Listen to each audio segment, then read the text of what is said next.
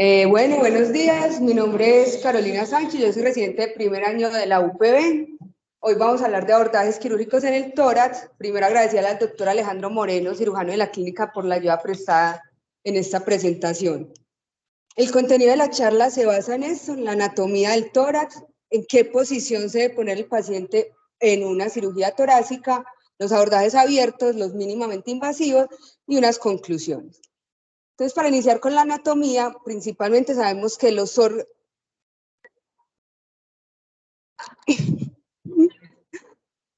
¿Aló?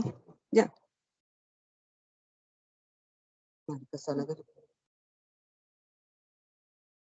Los órganos del tórax se encuentran contenidos en un recinto que es relativamente rígido.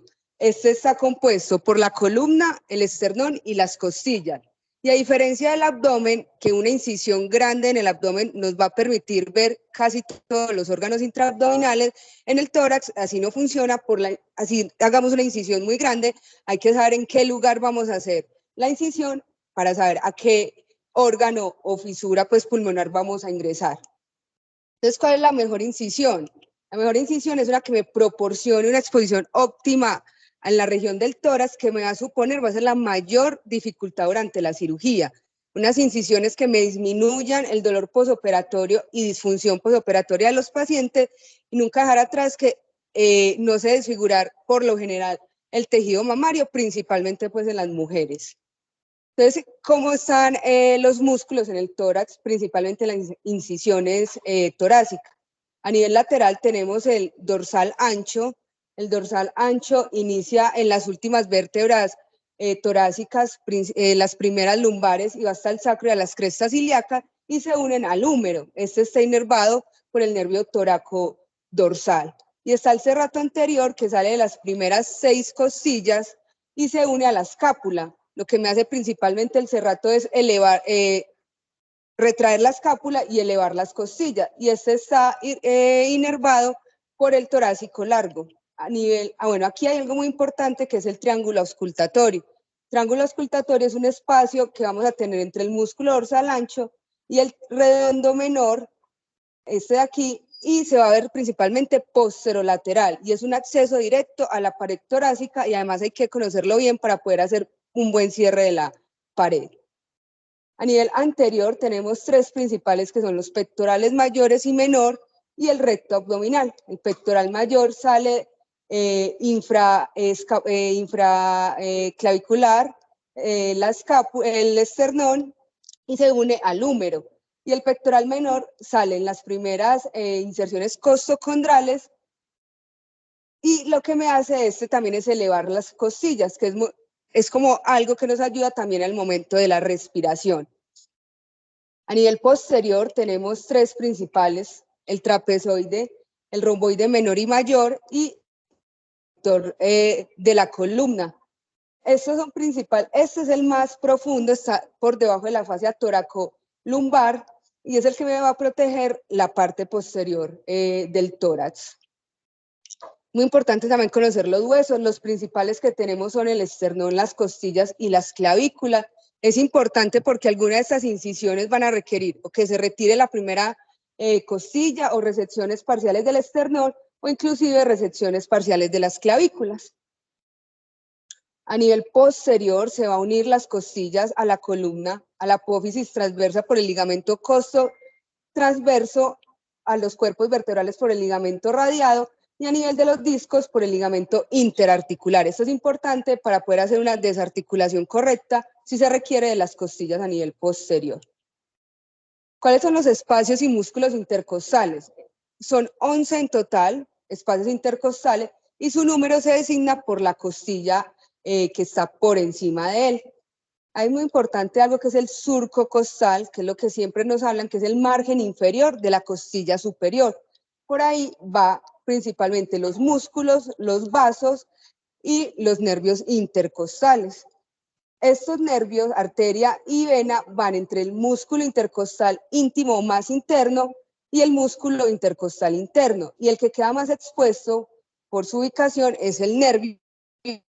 Siempre lo debemos de cuidar y hacer la disección por la parte superior de la costilla, por la parte inferior de la costilla superior. Esta es una imagen anterior de cómo se verían los músculos intercostales y su dirección. ¿Cuál es la irrigación del tórax? Es principalmente por 3 arterias.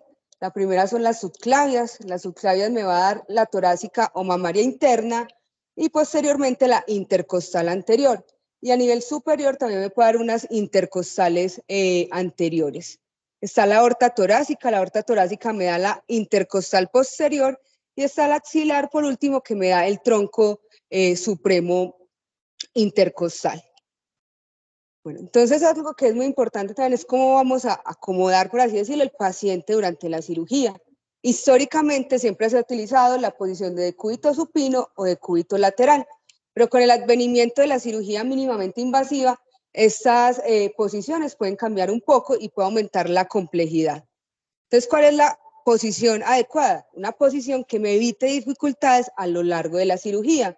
Entonces, siempre se debe buscar una cirugía ergonómica, un acceso adecuado a los sitios de los puertos y hacer una triangulación de los puertos, es decir, para que estos no interfieran entre ellos. Y siempre utilizar la gravedad a nuestro favor para así quitar pues algo que nos esté interponiendo con la disección que queremos hacer. Entonces tenemos la posición supina, que es en 0 grados. Esta se utiliza principalmente para la mediastinoscopia, procedimientos transcervicales, transorales o mediastínicos que requieran una esternotomía y siempre el paciente debe tener extensión del cuello para tener adecuadamente la línea media del paciente. Está la semisupino, que es de 30 a 45 grados. Esta se utiliza principalmente en cirugía mínimamente invasiva, por ejemplo, una timectomía o resecciones de masas mediastinales anteriores. Está el decúbito lateral se divide en 2, en anterior y posterior. El anterior es en 80 a 90 grados y es la que más se utiliza en el entorno mínimamente invasivo. ¿Por qué? Porque a nivel de las espacios intercostales anteriores son más anchos, por lo cual hay menos riesgo de daño nervioso. Al elevar el brazo, el dorsal ancho se va a respetar durante la disección y esto me ayuda a una mejor recuperación del paciente y cosméticamente es mejor aceptado. Y está el posterior, que es de 90 a 100 grados, que es principalmente o para patologías del esófago torácico o patología mediastínica posterior. Independientemente si se utiliza el anterior o el posterior, el brazo del paciente debe estar 100 grados en flexión y el codo 90 grados. Siempre, nunca nos debemos olvidar cuál es la vigilancia de las superficies de apoyo del paciente, porque pueden pasar lesiones inadvertidas durante la cirugía, que son pues graves para el paciente. Entonces, en los hombros siempre poner un rollito axilar para evitar las lesiones del plexo. En los puntos de presión siempre estar acolchonados, cuidando siempre el codo y el nervio ulnar, y entre las rodillas se debe poner una almohada para así disminuir la tensión que se produce en las caderas. Y siempre mantener la cabeza en línea media. Entonces, para empezar, vamos a hablar de los abordajes abiertos. El primero, anatomía posterolateral. Esta es la que me ofrece una mejor visión completa de toda la cavidad torácica y además me permite ver el receso diafragmático posterior y el vértice del hemitórax.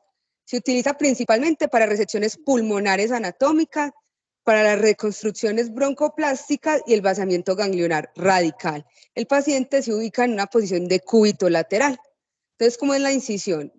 Yo voy a buscar la punta de la escápula y me voy a incidir 3 centímetros hacia atrás, hasta la mitad más o menos, y hacia adelante hasta la línea axilar anterior, por el quinto espacio intercostal. Lo primero que me va a encontrar es el músculo dorsal ancho, el cual debe ser seccionado y teniendo mucho cuidado de no ir a dañar el torácico largo, que como vimos por acá, pasa por esta liniecita. Como lo dije, esta incisión me proporciona la mejor visión del hemitórax. Aquí vamos a ver que nos va a permitir ver todo el hilio pulmonar. Aquí tenemos una mirada posterior del pulmón derecho, donde se ve todo la vena ácigos, el bronquio fuente y la vena pulmonar, igual que anterior izquierdo y posterior izquierdo. ¿Cuáles son las desventajas de esta incisión? Que me va a producir muchas lesiones de músculos extratorácicos y de tejidos blandos, por lo cual va a tener mayor tiempo de incisión y por lo general tiene un mayor tiempo quirúrgico porque es una incisión relativamente grande. Aquí tengo un video de cómo sería. Ahí está buscando la punta de la escápula para hacer la incisión, más o menos 3 centímetros hacia posterior, y aquí se va por la línea axilar anterior.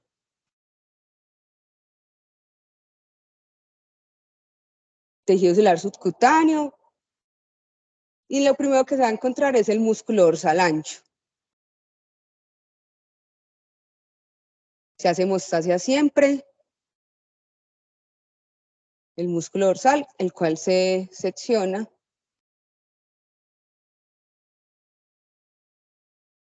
¿Sí me están escuchando?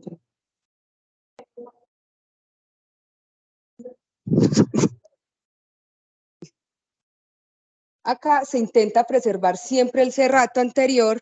La fascia es la única que se secciona y se corre el serrato hacia arriba. Por lo general, hay en ocasiones que toca cortarlo. Y ya acá está buscando el quinto espacio intercostal, que es el que mejor me va a dar visualización del hemitórax. Sella los músculos intercostales, siempre evitando el surco costal para evitar una lesión nerviosa.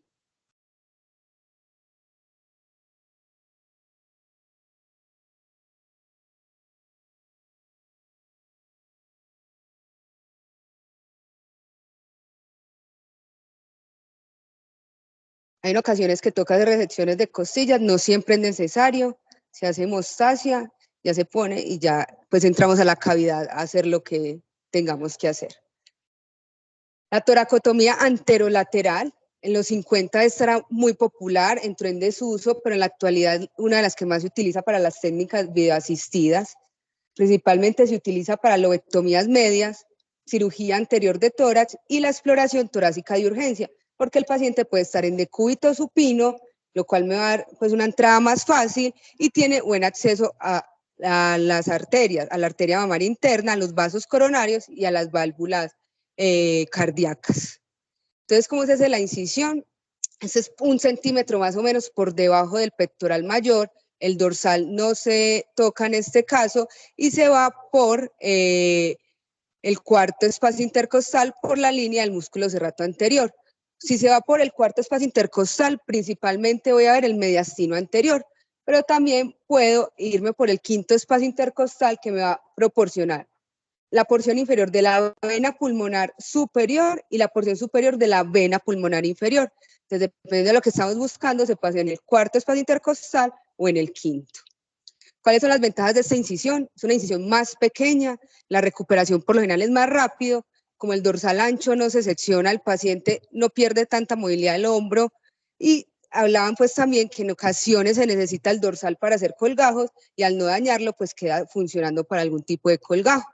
Pero las desventajas son que tiene una mala visualización del tórax posterior y que las secciones inferiores son muy difíciles pues.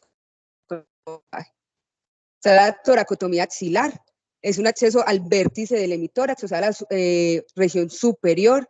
Es útil, hablan para movilizar segmentos apicales que estén cicatrizados y fijados a la pleura parietal durante toracoscopia. También sirve para movilizar el timo o visualizar la porción posterior del vértice pulmonar.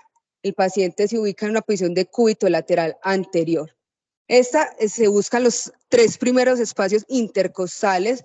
Los libros hablan que en el hombre es más fácil en el tercer espacio intercostal y en las mujeres en el segundo espacio intercostal. Cuando yo ya entro a este espacio me voy a encontrar con la cara anterior del ilio y con la unión de la vena cava con la vena ácigos. Y este espacio intercostal va a estar por encima de la vena pulmonar superior. O sea que si queremos ver esta vena, este no es el acceso, la incisión adecuada. ¿Cuáles son las ventajas? Tiene una buena visualización del mediastino superior y del vértice del pulmón.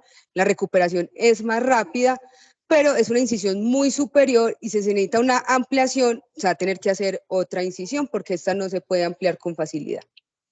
Está la esternotomía mediana, es una excelente visión mediastínica anterior y superior y es una forma rápida de ingresar al tórax. Se usa sobre todo en cirugía cardíaca, en resecciones de masas mediastinales, en timectomías o disecciones del mediastino superior.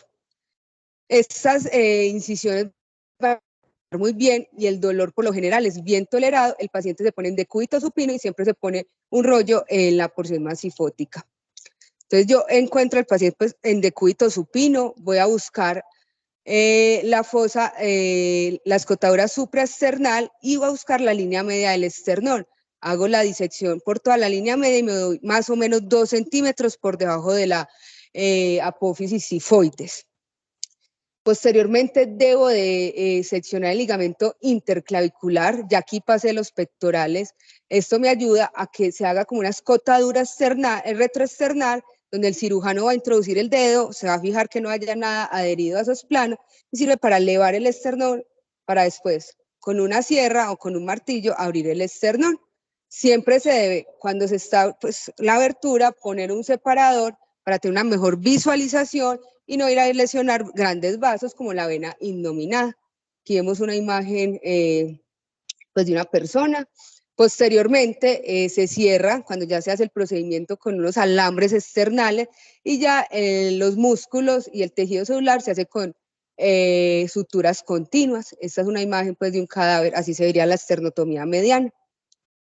Las desventajas de este procedimiento es que es muy difícil llegar a lesiones posterior-inferiores y que hay que tener cuidado si el paciente ya ha tenido una esternotomía previa, porque el corazón puede estar adherido a la cara posterior del esternón, ingresar, se va a lesionar de una. Dicen que lo que ayuda para esto es hacer unos rayos X laterales para ver si se logra ver algo del corazón adherido al tórax y así planear mejor el procedimiento. Tiene siempre riesgo de mala unión external. Este se asocia principalmente a una infección posoperatoria y que es principalmente en pacientes obesos, diabéticos o epocosos. Está la esternotomía parcial, que es muy útil para el acceso mediastínico anterosuperior y se usa para, sobre todo, reparaciones valvulares, aórticas o mitrales y cirugías de revascularización. Esta se hace desde la escotadura external hasta por debajo del manubrio external y en ocasiones se puede combinar con una incisión en el cuello, como vemos acá, para cirugía de tráquea, de tiroides o de paratiroides. También se puede hacer la incisión en el tercer o cuarto espacio intercostal, que son formas alternativas, en J, en L o en T invertida. También la esternotomía parcial se puede extender en dirección supraclavicular, por lo general se hace hacia el lado derecho para ver mejor los vasos innominados, los subclavios y la arteria carótida derecha. Hay una incisión que se llama trampilla o trapdoor que combina una esternotomía con una extensión supraclavicular con una esternotomía estándar. Esta se hace más o menos en el segundo o tercer espacio intercostal, se hace esa incisión y se levanta así, entonces queda como una trampilla que es como las puertas que se abren hacia arriba, que están en el piso. La incisión también se puede hacer en el cuarto o el quinto espacio intercostal. Esto me va a dejar ver mejor el mediastino superior y el medio, y eso se llama una incisión de hemiclanchel. Ahí me disculpan la pronunciación. Y es ideal para masas anteriores como timomas o tumores de células germinales. Ya tenemos esta que es la esternotoracotomía bilateral o en concha de almeja o clanchel, que es raro su uso en la actualidad. Este me da una exposición completa de ambos emitórax de manera simultánea y se utiliza principalmente en doble trasplante de pulmón o cuando hay extirpación de metástasis bilaterales o de grandes masas mediastinales anteriores. El paciente se pone en decúbito supino. Yo voy a evaluar dónde está el nivel inframamilar y voy a cortar el esternón por el cuarto espacio intercostal. Aquí ya pasa el pectoral mayor, el menor. Es muy importante cuando ya se hace la disección encontrar las mamarias internas y ligarlas para así no tener un sangrado que después no se pueda controlar. Así se vería un paciente con esta incisión. Como ven, nos muestra pues muy bien los vasos, los grandes vasos del tórax. Se cierra igualmente con los alambres en planos y por lo general se dejan tubos a tórax y como unos tubos en la grasa, ya que hablan de que la grasa es la que más infecta y se debe intentar disminuir el riesgo del espacio muerto para que esto no ocurra. ¿Cuáles son las desventajas de esta? Que puede producir una lesión extensa de los músculos y huesos, la recuperación es más lenta, hay siempre lesión del nervio frénico y el no se logra ver y siempre va a haber el riesgo de mala unión del esternón. Está la toracotomía de emergencia o resucitación. Esta es la principal indicación en pacientes in extremis con herida penetrante en tórax. Para las heridas cerradas en tórax no hay buena evidencia, el paciente se pone en posición supina y la incisión estándar es una anterolateral izquierda. En tal caso que se requiera extender, se hace. Aquí vemos una toracotomía en urgencias, es diferente pues a un quirófano, se entra como se pueda pues, pero siempre manejando la anatomía del tórax.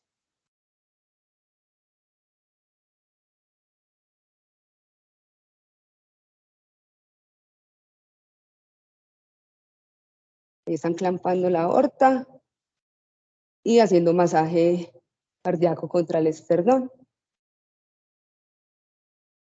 Ahí vamos a ver clampada la aorta y el hilio pulmonar.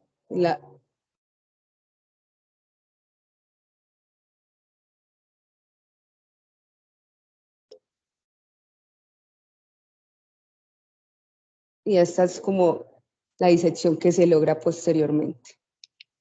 Entonces, ¿cuál es el abordaje mínimamente invasivo?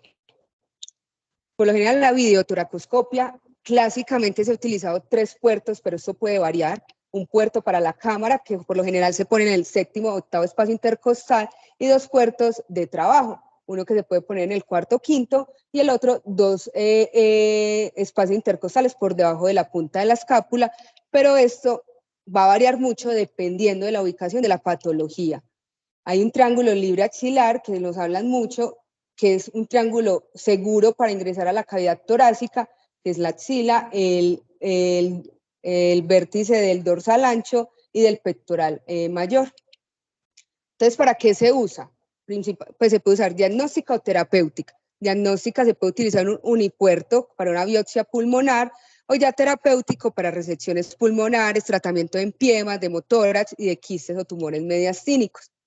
¿Qué tiene de ventaja la cirugía mínimamente invasiva? Tiene menos comorbilidad, el tiempo en el quirófano es más corto, con personal entrenado y hay un acceso más fácil a las estructuras vasculares. Por lo general, el paciente se pone en decúbito lateral y siempre tener flexión del torso, que se habla que se flexiona más o menos 2 dedos por debajo de la escápula. Y los puertos, como dije, va a depender de lo que se requiere. Por ejemplo, para las lobectomías, por lo general se utilizan 3 a 4 puertos y para manejo de ramos pleurales, por lo general se manejan 2. Ya como conclusiones, el conocimiento de la anatomía es fundamental para realizar una buena incisión. El éxito de la cirugía depende de un adecuado abordaje y la buena planeación y exposición operatoria va a minimizar cualquier accidente durante la cirugía. Existen múltiples abordajes, como se los acabo de mencionar, y conocer pues cada uno de ellos y cuáles son sus indicaciones es fundamental para la cirugía. Muchas gracias.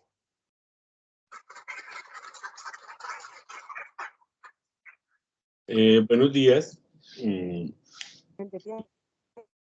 Doctora Carolina, buenos días. Gracias.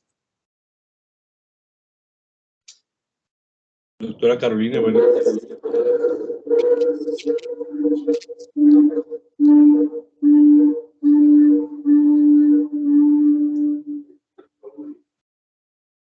Aló, buenos días.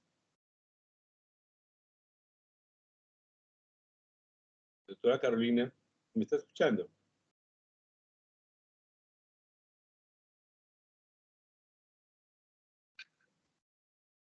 Doctora Carolina.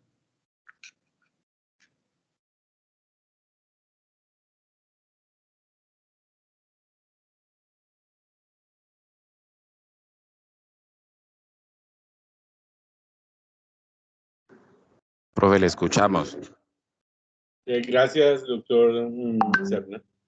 Buenos días, quería reconocer el trabajo de la doctora Carolina. Me parece que la exposición que hizo sobre abordajes quirúrgicos en el tórax es una exposición excelente, en el sentido que fue bien diseñada las ayudas audiovisuales, empleó videos que es de gran valor cuando uno habla sobre una técnica quirúrgica como tal, la revisión de la anatomía y las indicaciones claras con los cuidados y la prevención que debe tener el cirujano en el abordaje del tórax, ya sea anterior, lateral superior o inferior. No es más, no tengo ningún otro comentario para realizar. La felicito, doctora. Así se hace un buen seminario. Muy bien, muchas gracias.